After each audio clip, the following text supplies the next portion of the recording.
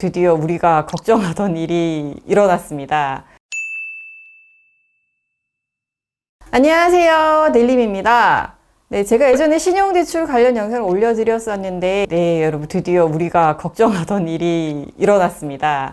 네, 최근에 금융감독원 금융위원회에서 가계대출 관리 방안을 발표했는데, 이게 뭐냐면, 네, 말 그대로, 네, 대출을 규제하는 그런 내용 포함한 방안이라고 보시면 됩니다.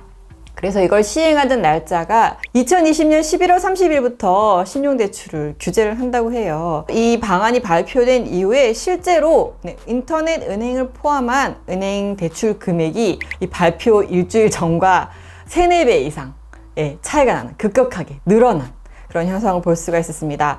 자, 그러면 과연 어떤 내용 때문에 이렇게 규제에 대해서 사람들이 관심을 가지고 또 대출이 늘어났는지 그 규제 내용을 한번 살펴보도록 하겠습니다. 네, 우선 규제 내용은 연소득 8천만 원 초과하는 고소득자 중에 신용대출 총 금액을 1억 원 초과하는 경우, 그러니까 여기에서 여러분들이 잘 보셔야 되는 게 연소득이 8천만 원 이하, 그러니까 8천만 원까지는 괜찮아요. 그리고 신용대출 금액이 1억 원까지도 괜찮습니다. 근데 그 이상 넘어가는 경우에 이제 이 규제를 받을 수가 있다는 내용이고요. 돈을 빌린 사람별로 이걸 은행에서 찾으라고 하는데, 이건 부부나 가족 합산이 아니에요. 각각 한 명씩 본다는 이야기인데, 총 부채 원리금 상환 비율 DSR이라고 하는데, 이게 40%, 그러니까 비은행 이금융권은 60% 이하로 규제를 하게 됩니다. 이게 현재는 DSR이 70% 정도 수준이거든요. 자, 그럼 이 DSR이 굉장히 중요한 것 같은데, DSR이 뭐냐면 이게 이제 주택담보대출, 신용대출, 카드론 등 이제 모든 가계대출 원리금 상환액, 그러니까 내가 대출 낸 거에서 원금과 이자를 상환하는 금액이 이제 연간 소득으로 나눈 값. 그러니까 다시 정리해서 말씀을 드리면, 내 소득에 대비해서 대출 금액, 원리금 상환하는 금액이 40%를 넘길 수 없다는 말인데요. 예를 들어서 설명을 드릴게요. 만약에 주택담보대출 5억 원을 연 2.7% 금리로 쓰고 있고요. 이걸 제가 30년 동안 원금과 이자를 같이 갚아 나가는 원리금 균등 상환 방식으로 이용을 하고 있어요. 그래서 현재 DSR 70%로 대출 1억 5천이 신용대출이 나올 수가 있는데, 이게 DSR 40%로 적용이 되면 1억 2천만 원까지만 대출이 가능하다는 내용입니다. 자, 가계대출은 아까 제가 앞에서 말씀드린 가계대출이 또 뭐냐면, 이거는 그러니까 개인이 받을 수 있는 대출의 종류라고 생각을 해요. 그러면 개인이 받는 대출 말고 또 뭐 있어요? 라고 하실 수 있는데, 뭐 사업자 대출이나 기업 대출들의 종류도 있는데, 이거는 대출을 분류해 놓은 기준이라고 생각하시면 되는데, 이제 가계대출 안에서 이 내용을 적용받게 됩니다.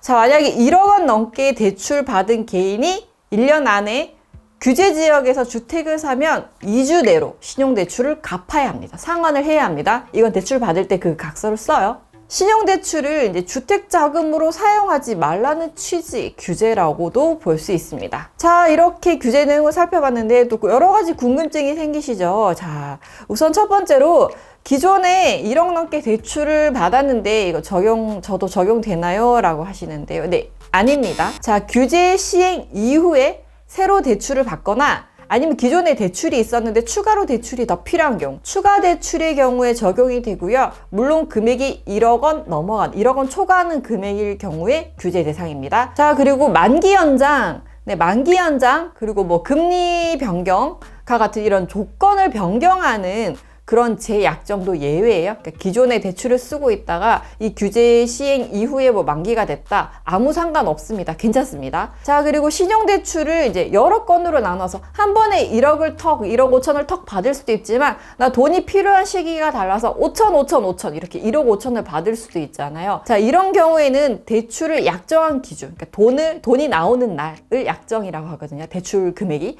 대출 약정일을 기준으로 1년 안에 규제 지역에서 주택을 구입할 시에는 2주 내로 갚아야 돼요. 자, 그리고 부부가 대출을 받았는데 합산인가요? 뭐 남편이 신용대출 뭐 8천, 뭐 부인이 신용대출 8천 이렇게 받았다. 합산인가요? 네, 합산 아닙니다. 자, 이번 규제는 가족 합산이 아니라 개인 차주별, 개개인별로 대출을 관리하는 거기 때문에요. 대출 받은 사람마다 적용을 받는다고 보시면 됩니다. 자, 그리고 마이너스 통장 대출 안 쓰고 있는데 이건 대출을 받은 건가요? 안 받은 건가요? 라고 하실 수 있는데 이 대출 같은 경우에는 사용한 금액이 아니라 내가 마이너스 통장 신청할 당시 얼마로 신청을 하느냐 그 금액을 기준으로 산정을 해요. 그래서 예를 들어서 뭐 1억짜리 마이너스 통장인데 5천만 원만 쓰고 있다. 그래도 1억을 대출 받은 걸로 보니까요. 이런 점도 참고를 하시기 바랍니다. 자, 2021년 1사분기에 DSR과 관련된 세부적인 그런 실행 방안이 나올 예정이라고 해요. 조금 더 바뀌는 내용이 있을 수도 있고 조금 더 강화된 내용이 나올 수도 있습니다. 기존의 대출자 분들 같은 경우에는 이제 금액이 꽤 큰 대출이 있는 경우에 상환을 하면 나중에 이제 1억 원 초과하는 금액은 대출을 받기가 어려워질 수도 있어요. 주택담보대출이 있으신 분들은. 그래서 대출 상환을 조금 더 신중하게 접근할 필요가 있고요. 그리고 마이너스 통장이다 하시는 분들은 더욱더 유지를 하는 게 좋습니다. 안 쓰면 이자가 따로 나오지 않으니까 특별히 대출을 갚아야 할 이유가 아니라면 유지를 하시는 게 좋겠죠.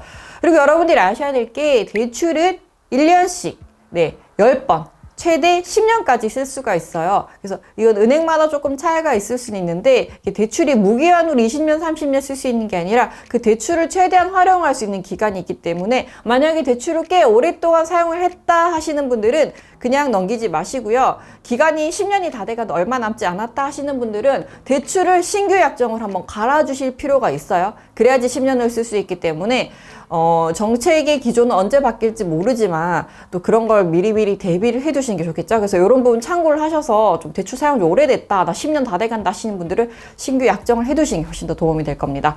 자, 그리고 1억 원까지 대출 한도가 좀 나오시는 분들은 마이너스 통장으로 해두시는 게 최선의 방법이겠죠. 이자가 나가지 않으면서 언제든 필요할 때 대출을 쓸 수 있으니까. 그러니까 1억 원까지 마이너스 통장을 활용하시는 걸 추천을 드리고요.